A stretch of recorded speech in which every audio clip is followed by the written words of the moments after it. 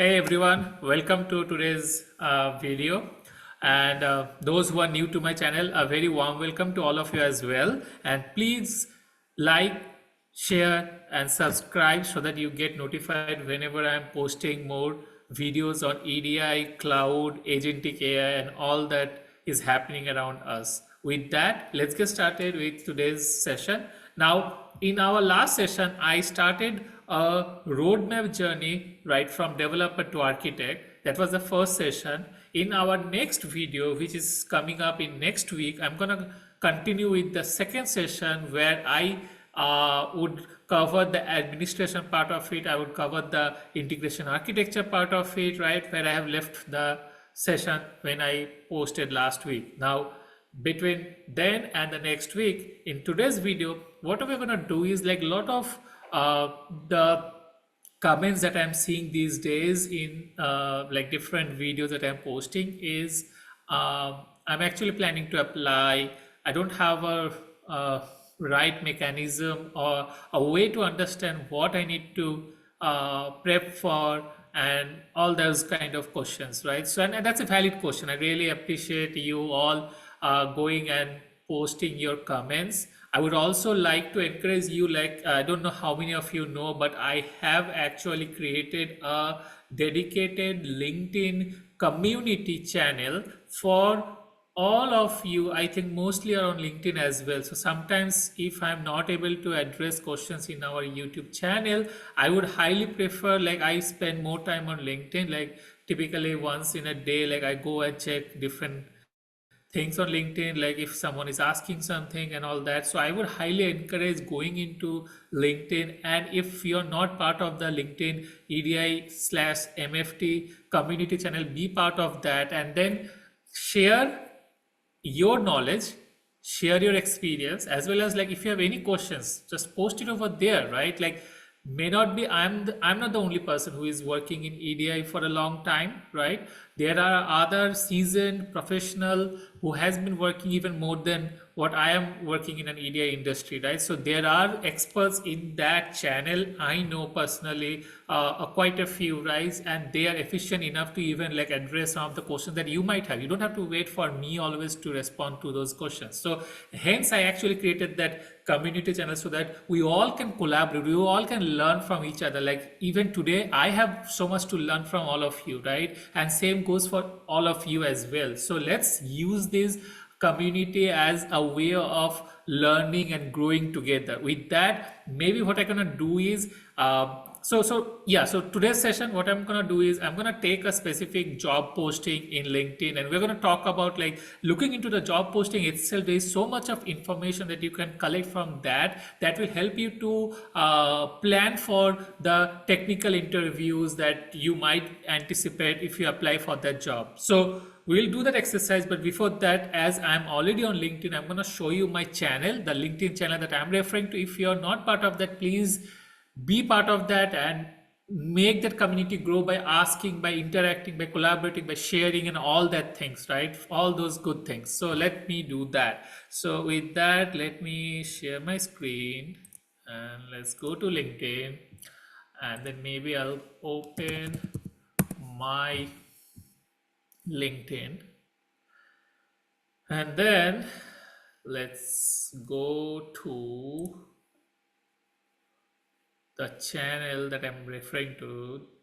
So I have these groups. So this is the one. So if you see over here, there are 243 members in this channel already, right? So, and do you think they're all starters? No, there are a lot of seasoned managers, EDI managers. There are a lot of EDI technical architects. I know them personally as well, right? So there are a lot of seasoned professionals, and they are here to even address any of the questions that you might have. I don't want this to be like a one-way communication where I'm the only one personally posting things and you are just like consuming it. Make it more vibrant, make it more interactive. Hence, I actually opened up for everyone to post over here, right? So you have the privilege if you're part of this group. So if you go and search for EDI, MFT and integration insights, that's a public group, and anyone is yeah, can share anything, can ask anything, right? All those things. So be part of that if you're not yet, right? Now, having said that, let's move on to the one that I was referring to as part of today's session, which is a specific job posting that I looked up, which I thought it's really useful for folks who are working in EDI sector. This job is based out of Tennessee, USA. This is not a job which is back in India or some other countries. So please, when you're searching for any job, please make sure you look into this part of it, which is like right under senior EDI engineer. There's a location, right? So it says La Verne, Tennessee, and there are a lot of insights over here. You can look, like it was reposted 1 week ago, which means that this job posting was even there before 1 week, and maybe not many of the folks applied for it, or maybe they applied but they didn't get it because they were not the right fit, right? Things like that, and that's the reason probably the hiring recruiter might have reposted it for getting more applications to this position, right? So which is really interesting, because like then I might have a chance, right, if you think that way. Now another important thing, if you see over here, over 100 applications have already been submitted, right? Because it is easy apply over here, you don't have to put much information over, like when you actually submit, like typically a job posting, when like there are two ways like that you can apply in LinkedIn. One is easy apply, where it takes all your LinkedIn related like profile information. So that is the reason very important to keep your LinkedIn profile up to date with all your latest technologies, all your latest company, the time frame, your profiles and everything, right? Should, and then your like experience, your areas of expertise and all that, and make sure they are up to date. That way, when you click on easy apply, it will take all the information from your LinkedIn and you just hit submit button, and that's it. Like recruiter should be notified for that. That's one way. The other way is typically you will see, instead of easy apply, there would be a link apply, and then when you click on it, that hyperlink will take you to the specific company's job portal, where you might have to create a profile or on your like using your email address and all that. You have to verify, and then you log into that account, and then you start filling all the information, including your studies, your professional experiences and all that. So it takes some time, like maybe 15-20 minutes to fill all that information, and then you submit, hit button, submit button, and then you apply, right? So there are two ways, right? Now the other good thing is that you would have probably a tentative salary range which they have given already. So if you're comfortable, if you're looking for something around that, plus minus, right, like may not be the, like it's like written on stone. So there's always a negotiation that you can do based on like whether your profile is like the perfect fit and the recruiter doesn't want to leave you, right? So in those cases there is an opportunity of like maybe a little bit going above what has been listed over here. Now you can further look into like the Ingram content group, what that company is all about, if you want to learn more about it. Now what they're looking is, they're looking for a senior EDI engineer, right? They are saying, okay, and then I would say use, like there are like lot of chat interfaces, right? Using all the agentic AI and like large language models. I would say like maybe like an easy way, I will say, like if you want to do analysis, like this is one way, like going through each of the line items, like you probably would read, okay, they need like to someone who has experience driving all of the aspects of EDI interchange.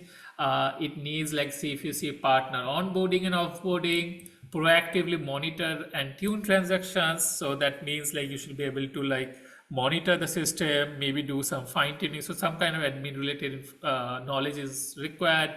Also like some of the some of the products they have given, SI, studying file gateway, control center, partner engagement manager. Interesting, right? Like there are still companies who are using partner engagement manager. That's interesting. That's another product within IBM's suite. And then they definitely need someone who is hands-on mapping, business process modeling, all that. Right now you can go further deep down. You can see like they have given some of the adapters and protocols that they need experience on. They need like some hands-on map development, and then there's some additional information like it there's an ERP that they need to integrate with, and all that. And then there's some more key responsibilities. So vans are there, setting up van, and then the EDI, like the file formats, which one you want to be, like you should be comfortable with working on. Uh, 25 hours of an on-call rotation, which is key. That means it's a production support project. You would be able to get figure it out. Uh, the other thing that I would say, sometimes I do, or you can do also, like take this job detail, go to something like, I don't know how many of you know, but there is something called Perplexity. You can use Gemini, you can use ChatGPT, right? Okay, let's say you can mention I have, like, let's say 10 years of EDI experience. Help me create a small roadmap and prep for 2 to 3 weeks so that I am able to clear the interview listed below. Now let me see if it takes this link or not. If not, then I have another way that we can do. Let's see. Yeah, sometimes like they can't scrape some of the information, like, okay, so it does have access to that job portal, so you're good. So it gives, like, if you see given 10 years experience, it gives you like, okay, in week 1 you go through all this, in week 2 technical and scenario based interview, in week 3 there's a mock and interviews and all, and then there's some sample interview questions, some of the answers as well, additional preparation. So this is also one way of um, like getting yourself ready, right, for the job interview in case you get selected for the next round, right, and all that. So that's another way. Or the other way is like going through each of them and then taking some of the keywords, like, okay, which version it is, right, and then which products it has mentioned, what are the protocols, what are the standards, right? It's a 24/7 on-call rotation, so there might be some shifts, right? If you see over here, and then mapping and development, so experience in graphical process modeler, BPML, refactoring legacy maps, migrating existing tree data from legacy to modern B2B systems, right? Very interesting. So a lot of information is given here. Sometimes like this job posting are very vague, and then probably in those kind of scenarios you might be able to use some of those like chat interfaces and products to help you prepare for the job interview, right? Now I hope this was useful, right? And the other thing I would definitely recommend, this product has open documentation, right? This is not something that has been hidden behind a paywall. All the documentation are available online, accessible to anyone. So I don't see any dearth of documentation availability, right, in respect to preparation, right? If you want to look for a specific version, you can do that. Similarly, you have for just for this job, if you just search for the documentation, they're just right there. You look into that, and then you go to the documentation after looking up on Google, and then select the version, which version it is that you want, because there are certain nuances in respect to which versions that probably they're going to interview with, right? Maybe IBM partner. I don't know how many of you know this partner engagement manager. This is an interesting product. I remember, I think quite like, I think 5 years, 5 or 6 years back, I remember this product was launched, and this product is like, it's a quick onboarding tool, right? So you can understand from the name, it's a partner engagement manager. So it's an interesting tool where you get an UI, and that's the admin UI who manages the partner engagement product itself. And then let's say there's a trading partner that needs to be onboarded on, let's say, Sterling File Gateway or anything, right? They can create the trading partner onboarding request within that admin UI, and then and they have probably all the information of like who the email should be sent to and all that. And then yeah, they can like submit button, so an automated email goes out from the PEM to the trading partner corresponding, like admin or whoever the team is who is responsible for setting that up. And then it has like certain forms like and information like, okay, what is the SFTP location, what are the SFTP details, blah blah, all that, like typically what we do like when you do an onboarding, we share exchanges between each other. So they do that similarly through an UI. And then once they like probably hit submit button, then the admin like they get notified on our side, and then they review all the information, they make sure all the information is correct, they make sure all the information is that are necessary are needed. They can approve or reject, right? If they reject, then it goes back to the, so it's like a very intuitive tool itself, and you can track the onboarding. And then like once they approve it, all the necessary artifacts, right? Like Sterling file get related artifacts, right? Routing channel, routing templates, producer, consumer, like let's say all those kind of information are automatically created. The resources are automatically based on the information that was there in that product. So that's the product they are referring to that they need expertise in. And yeah. So if you see, this is the one.